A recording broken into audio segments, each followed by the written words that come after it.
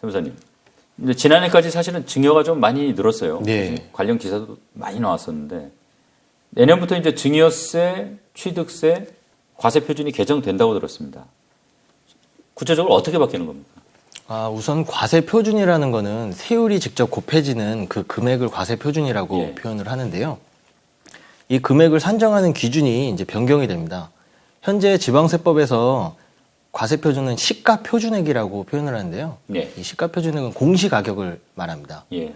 근데 이 시가 표준의 요 과세 표준이 내년 2023년부터는 좀 요 과세 표준 자체를 취득하는 원인에 따라 좀 세분화해서 예. 무상 취득하는 즉 증여에 대한 과세 표준을 시가 인정액이라고 해서 뭐 매매가액이나 감정, 경매, 공매가액이 있다면 그 금액으로 과세 표준을 하겠다 이렇게 하고 이 금액이 없는 경우에는 뭐 유사한 단지 내에 그런 매매 사례가액으로 과세 표준을 정해서 취득세를 내겠다 이렇게 개정이 된 부분입니다. 그러니까 실거래가에 가깝게 가는 거네요. 그러니까. 그렇죠. 시가로 본다고 보시면 됩니다. 현재 그 상속세 증여세법에서 증여할 때 그 재산하는 평가 방식이 원래 이렇게 했었는데 그걸 이제 이제서야 지방세법에서는 도입을 해서 그대로 바뀐다고 보시면 됩니다. 예. 자, 그러면 이제 내년 1월 1일부터니까 올해가 가기 전에 증여를 하는 게 좀 유리할 것 같아요. 그래서 이제 세무사님이 올 하반기가 증여 골든타임이다 이렇게 말씀하신 겁니다. 예, 맞습니다. 그 공시 가격이 요새 많이 올랐다고는 하지만 실제 거래되는 시가보다는 낮은 게 그 사실이고요. 예. 그리고 공시 가격에서 시가로 올라간다면 아무래도 그 과세 표준 자체가 올라가기 때문에 취득세율이 같다면은 더 취득세 부담이 높아지는 게 사실입니다. 이제 2022년 뭐 세제 개편안 보면 양도세 2월 과세 뭐 강화하는 내용도 있던데 이게 증여에 왜 불리한 거죠? 우선 그 2월 과세라는 게 좀 생소하실 텐데요. 예. 네. 양세 2월 과세를 좀 설명을 드리겠습니다. 좀 요 자료를 준비해 왔는데요. 예. 예를 들어서 어떤 한 사람이 한 20년 전에 5천만 원을 주고 산 토지가 있다고 가정을 해볼게요. 예. 근데 현재 이게 땅값이 올라서 5억이라고 가정을 하겠습니다. 네. 이 5억을 바로 본인이 양도를 한다면은 양도 차익이 이제 4억 5천만 원이 돼서 양도소득세는 한 1억 정도를 내야 되는데요. 네. 이게 이제 아깝다 보니까 중간에 이제 배우자를 끼워넣는 거래를 하게 됩니다. 예. 배우자 간에는 6억 원까지 증여세가 없는 것을 이용을 하는 건데요. 그러니까 5억 원이기 때문에 증여세 없이 토지를 5억 원의 토지를 증여를 받고 이 배우자는 다시 5억 원에 양도를 하게 됩니다. 네. 그러면은 증여세가 없고 이 배우자도 양도 차익이 0원이기 때문에 양도세까지 없게 되는 그래서 이런 조세를 회피할 수 있는 가능성이 있어서 만들어진 규정이라고 보시면 되고 예. 2월 과세 내용은 이제 증여받은 날로부터 5년 안에 이게 제3자한테 이렇게 양도를 한다면은 그 양도세 계산할 때 증여해준 배우자 그 5천만 원으로 취득가액을 계산해서 적어도 이 증여해준 사람이 낼 양도세는 내라 이렇게 좀 규정이 되어 있는 부분인데 그런 이제 세금을 안 내기 위한 일종의 편법을 가려내기 위한 방법이군요. 네. 근데 이게 이제 뭐 6년째 팔면은 뭐 전혀 문제가 없는 거라서 예. 이런 거를 또 절세 방법이라고 볼 수도 있죠. 예. 근데 이 5년에서 이걸 10년으로 늘리겠다 한다면은 이걸 이용하시겠다는 분들 입장에서는 좀 불리해졌다고 말씀드릴 수 있습니다. 5년을 더 기다려야 되는 거네요. 예. 그럼 세금 안 내려면. 이거 보면 이제 상식적으로 생각해 보면 증여는 뭐 이왕 만약에 할 거면 좀 빨리 할수록 좋지 않을까 하는 뭐 생각도 드는데 그럼 예를 들어서 뭐 태어나자마자 하면 뭐 제일 유리한 겁니까 어떻습니까? 예, 맞습니다. 그러니까 증여세 같은 경우는 그 동일인으로부터 받은 재산을 10년 동안 다 합쳐서 예. 그 계산을 해야 되기 때문에 최소 10년 단위로 계획을 해서 그 증여를 해야 그 효과가 가장 크고요. 그래서 태어났을 때부터 뭐 만 30세가 될 때까지 증여세가 없는 구간까지만 증여를 해줘가지고 그거를 투자를 한다 했을 때 좀 가정을 해서 그렇다고 하면은 이게 이제 보통 뭐 예를 들어서 이제 뭐 미혼 단계에 뭐 증여한다고 생각하고 요새 뭐 30대부터 40대 초반에 결혼을 하니까 그렇죠. 그렇다고 하면은 태어나서부터 4번 정도 증여 기회가 있는 거예요. 그러니까 이 10년씩 끊어서 가는 거니까. 네. 그러니까 10년이 지나면 새로운 또 증여할 수 있는 여력이 생기는 거고. 맞습니다. 또 뭐 그런 식으로 계산하는 거죠. 네. 예, 예. 그래서 그 영세 때부터 이제 증여를 하는 경우로 해서 그 계산을 해봤는데요. 미성년자 때까지는 2천만 원까지 증여세가 없기 때문에 미성년자 0세 때랑 10살이 됐을 때 2천만 원씩 공제를 하고 또 20살이 됐을 때 30살이 됐을 때 5천만 원씩 각 1억 4천만 원을 증여세 없이 증여를 할 수 있습니다. 예. 이 금액을 가만히 두지는 않을 건데요. 이제 투자를 한다고 해서 연수익률 8%로 가정을 해서 이 돈을 굴린다면은 네. 이 만 30살이 됐을 때 그 마지막에 그 증여하는 시점에서는 1억 4천만 원이 4억 5천만 원까지 이렇게 늘어나는 효과가 있고요. 그러니까 일찍 증여해서 잘 운용을 하면 훨씬 더 많이 불릴 수 있다 이런 얘기네요. 예, 맞습니다. 이게 뭐 4%로 가정을 하더라도 1억 4천만 원에서 한 2억 3천만 원 정도로 늘어나는 효과가 있고요. 그리고 또 증여를 또 빨리 하는 게 좋다고 말씀드린 게 또 부동산 같은 측면에서도 있는데 요 실제 뭐 잠실에 있는 주공 5단지 아파트를 비교를 해봤습니다. 네. 25년 전이죠. 97년도에는 이게 한 2억에서 2억 5천만 원 정도 거래가 됐었다고 하는데 네. 2억 5천만 원짜리를 증여를 한다면은 증여세가 2,900만 원 정도 내면 되는데 예. 이게 이제 시간이 지나서 25억 정도가 지금 됐습니다. 25억을 증여를 한다면은 증여세가 이제 한 7억 9,500 거의 8억에 가까운 돈이라서 자산 가격이 10배 상승한 동안에 증여세는 27배가 넘게 그 오르는 효과가 있어가지고 장기적으로 우상향하는 그런 자산이라면은 하루라도 더 빨리 증여를 하는 게 증여세 측면에서는 유리합니다. 증여를 염두에 두고 계신 분들은 좀 참고가 되실 것 같습니다. 예. 이게 이제 일반인들이 흔히 하는 뭐 증여에 대한 오해, 뭐 실수 하나씩 좀 짚어보겠습니다. 자, 우선 만능 절세 비법이 있다. 맞습니까? 그런 건 없습니다. 그게 좀 오해를 하시는데요. 예. 그래서 뭐 유튜브나 뭐 기사 이런 데서 절세 비법이라 해서 좀 많이 나오는 게 부담부 증여를 활용해라. 예. 아니면은 자녀 간 저가 양도를 활용해서 뭐 증여세를 없게 만든다 이런 얘기가 심심치 않게 볼 수 있는데요. 모두한테 똑같이 유리하게 절대 적용될 수 없다는 점을 우선 말씀드리고 싶고요. 이제 부담부 증여부터 먼저 설명을 드리겠습니다. 부담부 증여라는 거는 이제 부동산에 은행 대출이 딸려 있다거나 전세 보증금이 있는 경우에 그 채무를까지 함께 증여를 하는 거를 부담부 증여라고 표현을 하는데요. 그러니까 부동산 가격에서 그 채무만큼은 공제되기 때문에 증여세는 당연히 줄어들 수 있습니다. 예. 근데 또 한편으로 따져봐야 되는 게 이 증여해준 사람 입장에서는 본인의 빚이 없어진 거기 때문에 그 부분은 양도로 봐서 양도소득세를 내야 되는데 그 부분도 좀 고려를 해봐야 되는 거고요. 그리고 실질적으로 또 이 채무를 그 증여받은 사람이 채무를 또 안게 되는데 이 채무를 갚을 능력이 전혀 없는 경우도 있습니다. 예. 은행 대출 이자도 못 낼 정도로 이제 소득이 전혀 없는데 준다면은 부담부 증여로 인정이 될 수도 없고요. 그리고 이 부채를 한다 쳐도 나중에 갚을 때까지 끝까지 국세청에서는 사후적으로 관리를 하게 됩니다. 누가 갚았는지. 그래서 일단 해주고 나중에 내가 몰래 갚아주면 되겠지. 그런 생각이 절대 오산이라고 보시면 됩니다. 그리고 저가 양도도 마찬가지인데요. 증여세법 기준에서는 그 시가보다 3억 정도 싸게 최대 3억 원까지는 팔아도 그 차익에 대해서는 증여세가 없게 되는데요. 하지만 또 양도소득세를 비교해봐야 됩니다. 양도소득세는 5%까지밖에 인정이 안 되기 때문에 예. 그 진짜 그냥 시가로 계산된 양도소득세가 얼마인지 그것도 비교를 해봐야 되는 거고요. 또 이것도 마찬가지로 저가 양도도 실제로 양도기 때문에 그 돈을 지급할 능력이 있는지를 또 따져봐야 됩니다. 그러니까 돈이 실제로 주고 가야 되기 때문에 절세 방법이라고 해서 누구나한테 똑같이 유리하게 적용될 수 없다고 그렇게 말씀드릴 수 있죠. 자, 그래서 예를 들어 저가로 좀 많이 차이 나는 저가로 양도를 했어요. 네. 그렇게 되면 어떻게 됩니까? 30% 넘게요. 예. 그러면 증여세가 과세가 됩니다. 예.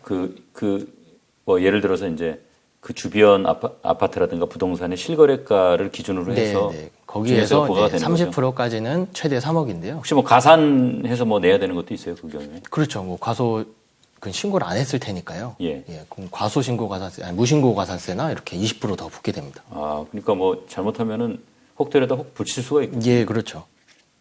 요새는 이제 그래서 뭐 이것저것 이제 아는 것도 좀 많이 늘어나시는 것 같아요. 그래서 이제 보니까 자식한테 이제 돈 꿔주는 형식으로 증여도 많이 하는 것 같아요. 자, 차용증만 있으면은 다 해결된다. 오해입니까? 네, 오해입니다. 물론 돈을 빌려줄 때 차용증을 작성해 놓는다면은 예. 나중에 이제 객관적인 입증 자료의 하나일 뿐인 거지, 실제로 중요한 거는 이 돈을 빌렸다면은 그 갚을 의사가 있는지가 가장 중요합니다. 그래서 차용증보다 더 중요한 거는 이자를 지급한다든지 원금을 계속해서 상환해 나간다든지 그런 갚고 있다는 그 증거를 남겨놓는 게 가장 중요합니다. 근데 그 예를 들어서 그 이자를 갚는데 그 이자의 출처도 좀 문제가 되지 않나요? 예를 들어서 부모가 이자를 낼 돈을 보태줘서 또 이자를 낼 수도 있잖아요. 그렇죠. 그렇다면 더 문제가 될 수 있는 거죠. 그렇기 때문에 그 이자를 지급할 수 있는지 그것도 본인이 따져봐서 이거를 돈을 빌려오는 걸로 할지 아니면 실제로 증여를 받아서 증여세 신고를 할지 그렇게 판단할 수 있는 거죠. 그런 경우에는 그럼 뭐 이제 양도받은 자녀의 네.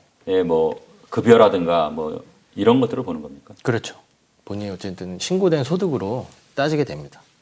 요 차용증 같은 경우도 나중에 그 국세청에서 빌린 게 맞다라고 인정을 하더라도 예. 그 부채 그 아까 말씀드린 부담부증여의 채무처럼 끝까지 이게 사후 관리가 되기 때문에 예. 반드시 갚아야 된다는 거 그거 좀 알아주셨으면 좋겠습니다. 예를 들어서 이제 굉장히 긴 시간 동안 이자만 내다가 뭐 이 좀 가정이니까 한 10년, 20년 이자만 냈어요. 예를 네. 들어서. 그리고 나 이제 20년 있다가 갚을 거다. 20년 동안 추적이 돼요, 국세청에서. 되죠. 어쨌든 거래 내역을 보니까요. 본인이 입증을 해야 되는 겁니다. 그거는. 계속 갚고 있었다는 거를. 근데 이제 일반 사람인 경우에 야, 이거 시간 좀 오래 끌면 국세청도 좀 뭐 관심이 좀 낮아지는 거 아닌가 뭐 이런 생각할 수 있죠. 그렇지 않습니다. 부채 같은 경우는 마지막에 갚을 때까지 계속해서 관리를 하기 때문에 국세청이 계속 뭐 추적을 하게 돼 이제 있습니다. 아예 별도로 그런 부채를 갖고 있는 사람들의 명단을 따로 해서 관리를 하고 있습니다. 자, 잘 알아두셔야 될 것 같습니다. 유행이 없습니다. 이게 뭐 그럼 증여세가 붙을 수 있는 겁니까? 네, 맞습니다. 일단 증여세를 신고를 하면은 국세청 직원이 그 신고서가 적정한지 검토하는 과정을 거치게 되는데요. 예. 제가 근무할 때 저 같은 경우를 말씀드리면 우선 첫 번째로 그 증여재산 그 평가액이 적정한지 그거를 확인을 가장 먼저 합니다. 그 금액에 따라서 증여세가 가장 많이 바뀌거든요. 예. 그 다음으로는 이제 10년 안에 또 동의로부터 증여받은 게 있는지를 확인하고, 그 다음에 이제 모든 게 뭐 적정하다 판단되면 마지막으로 확인했던 부분이 그럼 증여세는 누가 냈느냐. 예. 그거를 확인을 했었습니다. 증여세는 기본적으로 증여받은 사람이 내야 되는 게 맞는데, 예. 그 증여세조차도 낼 정도의 돈이 없는 미성년자나 그런 소득이 없는 사람한테 증여를 해주면서 증여세까지 내주는 경우가 있거든요. 예. 이런 경우에는 증여세 내준 증여세 자체도 다시 증여로 보기 때문에 증여세에 증여세가 붙을 수 있다 이렇게 표현을 할 수 있습니다. 그 예시로 한번 보시면은 예. 5억 원짜리 이제 건물을 하나 증여를 해준다면은 증여세가 이제 7,760만 원 정도가 나옵니다. 네. 이거를 이제 받은 사람이 본인 돈으로 내면은 이제 전혀 문제가 없는데, 이 7,760만 원을 증여세까지 증여자가 내준다 하면은 증여세 이 대납의 계산 시기에 따라서 계속 증여받고 증여세 나오고 증여받고 이렇게 해서 계산된다면은 최종적으로는 1억 200만 원 정도의 증여세를 납부하셔야 됩니다. 이거는 자 증여세를 부모가 대신 대줘서 한 번 풀고 그 분가를 다시 내니까 또 거기에 대해서 다시 또 증여세가 또 어떻게 붙고 보면 무한적으로 반복된다고 보시면 예, 증여 상속 재산 평가하는 방법도 좀 알아봤으면 좋겠는데요. 예. 이 평가 방법은 어떤 게 있습니까? 뭐 재산 종류도 다양하고 그래서 예. 대표적으로 부동산과 상장 주식에 대해서 이제 평가를 말씀드릴 텐데요. 부동산 같은 경우는 기본적으로 이제 시가로 보게 됩니다. 시가를 뭐 언제까지의 시가를 볼 거냐 하는 경우에, 상속 같은 경우는 상속 그 사망일로부터 전 6개월, 후 6개월의 기간이고요. 증여 같은 경우는 전 6개월, 후 3개월 기간 동안에 그 부동산이 매매됐거나 뭐 감정 평가를 받았거나 아니면은 수용이 됐거나 뭐 경매나 공매가 됐을 경우에 그 금액을 시가로 봐서 평가를 하게 됩니다. 이게 없는 경우에 그 유사한 단지 내나 그런 비슷한 부동산 사례가 있다는, 매매 사례가 있다면은 그 금액도 시가로 보게 평가를 하게 되고요. 상장 주식 같은 경우는 뭐 증여냐 상속이냐 구분 없이 그 기준 일로부터 전후로 2개월씩 총 4개월이죠. 종가를 평균해서 그 금액으로 평가를 하게 됩니다. 자, 그러면 시가가 없는 경우에는 어떻게 합니까?